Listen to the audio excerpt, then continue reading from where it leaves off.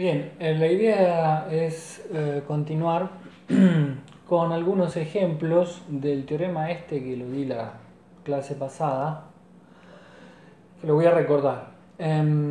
Supongamos que tengo una función otra vez definida en un abierto con derivadas segundas continuas en esa región.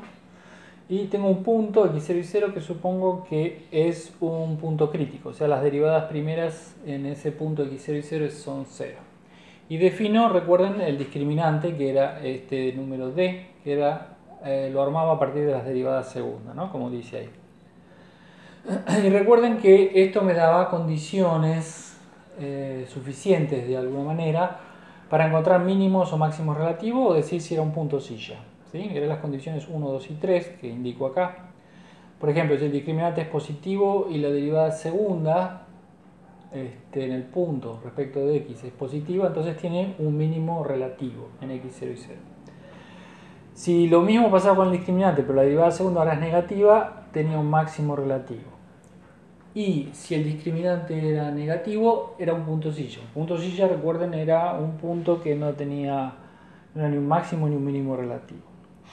El último era que el discriminante diera 0 y eso no decía nada. No podía decidir nada respecto del punto x0 y 0. Ok, con eso a mano, entonces algunos ejemplos. El ejemplo 1, ¿sí? Ejemplo 1 que está ahí, vamos a ponerlo bien. Supongamos que tengo esa función que digo ahí, acá le falta, se borró, x y al cubo, y me piden encontrar los máximos mínimos relativos o absolutos de esa función en todo el plano. El conjunto omega sería en este caso todo el plano. Ok, entonces ahí marqué la derivada primera, derivo respecto de x, me da 3x cuadrado menos 3y, y esto es una constante, así que se fue. La derivada respecto de y hago lo mismo, es 3y cuadrado menos 3x.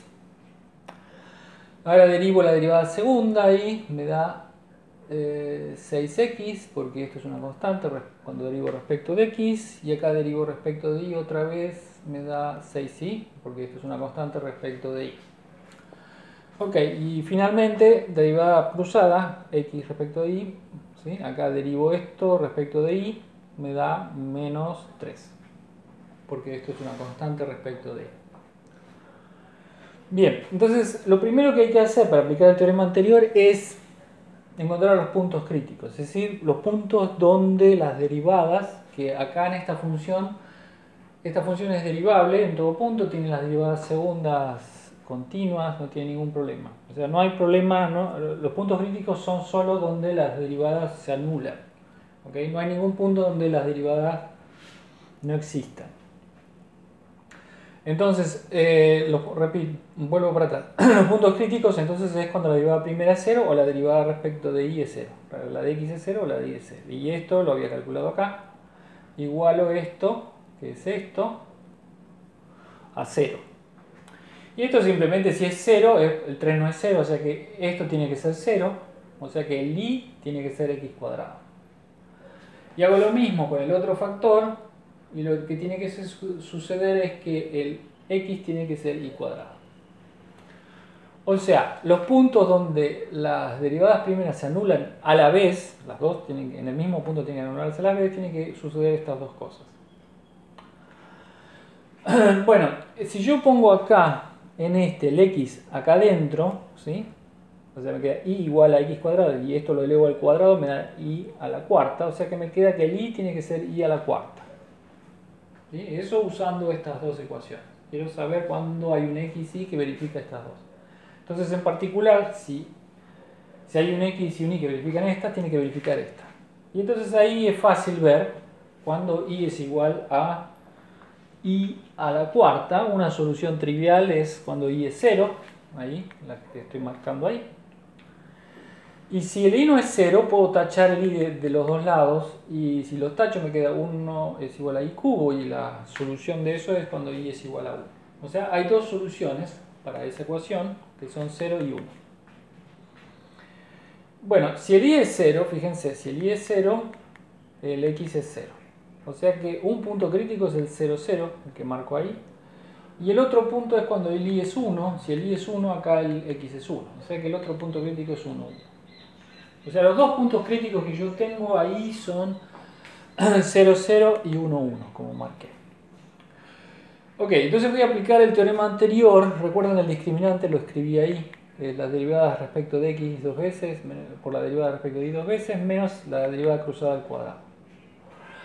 En 0, 0, el discriminante en 0, 0, fíjense, la derivada respecto de x dos veces en 0 les da 0.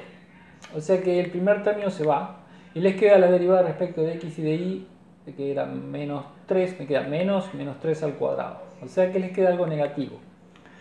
Ese era el caso en que cuando la derivada del discriminante era negativo era un punto silla.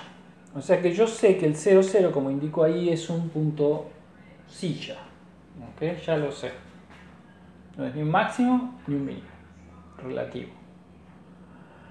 Después el punto 1, 1 que me queda ahí, cuando hago las cuentas, me da la derivada fxx en 1 me da 6, la y en 1 me da 6, 6 por 6 menos 3 al cuadrado, me queda algo positivo. Y la derivada segunda, ¿sí?, en 1, ¿sí?, cuando lo calculo, es 6. Positiva.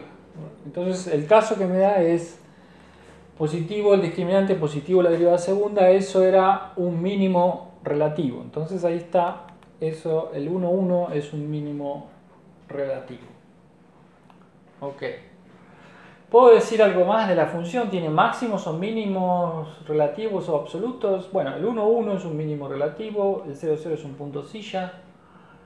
Máximos y mínimos absolutos, bueno, hay que ver ahora, hay que ver un poco más la función. Y simplemente voy a ubicar acá. Fíjense, si pongo la función esta, le pongo el i igual a 0, estos dos términos se van, me queda x al cubo, ahí está. Y si pongo x igual a 0, me queda y al cubo. Bueno, fíjense, la cúbica, x al cubo, yo la grafiqué, sería lo que sucede con esta función, que es una superficie, que no sé cómo es, pero por lo menos sobre el eje x, o sea, cuando el i es 0, sería sobre el plano zx. ¿Sí? La gráfica de la función sería una cúbica, ¿sí?, como lo estoy indicando ahí. Y sabemos que la cúbica se va a infinito, o sea, si yo tengo que los x se van a infinito, la función crece, y si los x se van a menos infinito, la función decrece a menos infinito, ¿no? Entonces, está claro por esto que la función no puede tener ni un máximo, porque dado cualquier punto, acá esta función sigue creciendo, y es más alta, dado cualquier valor. O sea, la función se va a más infinito si voy por los ejes x positivos y el y es igual a 0. Y se va a menos infinito si voy por los x negativos y con y igual a 0. Entonces la función no tiene ni un máximo ni un mínimo absoluto. ¿Sí?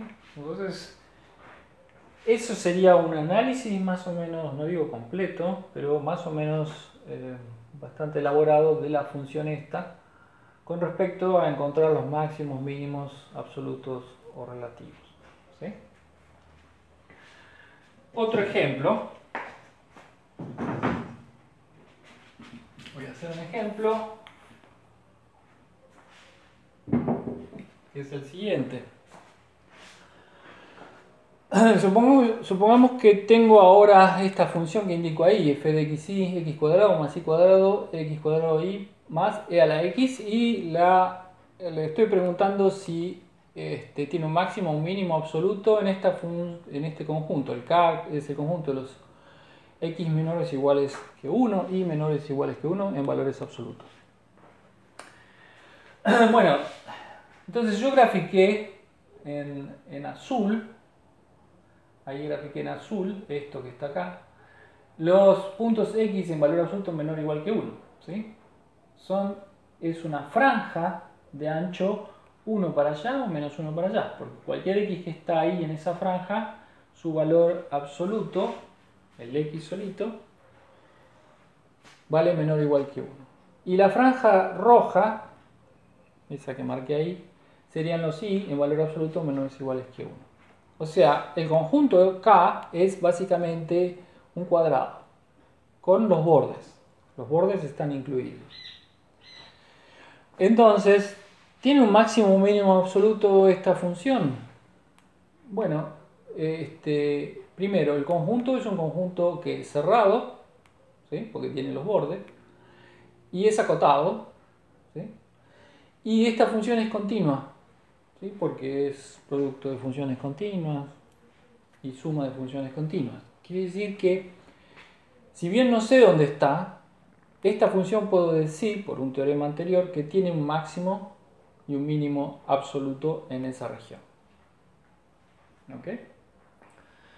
Supongamos que hago la misma pregunta, pero ahora para esta función que indico acá. La función es la raíz positiva de x cuadrado más y cuadrado.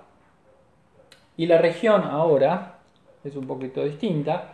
Son cuando los x son mayores o iguales que 0 y los y mayores o iguales que 0. Los x mayores o iguales que 0 sería todo este semiplano, empezando desde acá, el eje y también estaría incluido, y a la derecha. Y los y mayores o iguales que 0 sería este semiplano para arriba, ¿sí? Con el eje x incluido. Las dos cosas a la vez, lo que me da es el primer cuadrante, ¿sí? Con el borde incluido y el 0, 0 también, ¿no? El borde este está incluido. Entonces, ahora, este es un conjunto que es cerrado, ¿sí? O sea, en ese sentido es igual que este, pero no es acotado. ¿La función es continua? Y la respuesta es sí, la función es continua porque es suma de continuas y es una composición de funciones continuas. O sea, es una función continua en la región que es cerrada, pero no es acotada, así que no podría aplicar el teorema, ¿sí? No podría aplicar el teorema.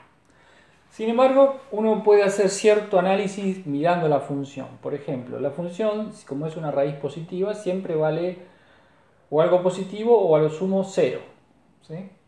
Si ustedes la observan, el punto 0, 0 está en el conjunto, entonces la función en 0, 0 vale 0. Y eso es lo mínimo que puede valer la función, porque la función o es positiva o es 0. ¿Sí? Entonces, por un análisis de esta función en particular, puedo decir que el 0, 0 es un mínimo absoluto. ¿Ok? Simplemente por observación, de alguna manera. Y la otra es, si hacen i igual a 0, por ejemplo, podrían hacer otra cosa, pero si hacen i igual a 0, lo que les queda es la raíz de x al cuadrado, que es el valor absoluto. O sea, ahí puse f de x, 0, que es valor absoluto de x. Y cuando el x se mueve, ¿sí? Esta función se va a infinito en valor, ¿sí? ¿Y qué quiere decir eso? Que esta función no puede tener un máximo absoluto, ¿sí? O sea, no tiene un máximo absoluto porque la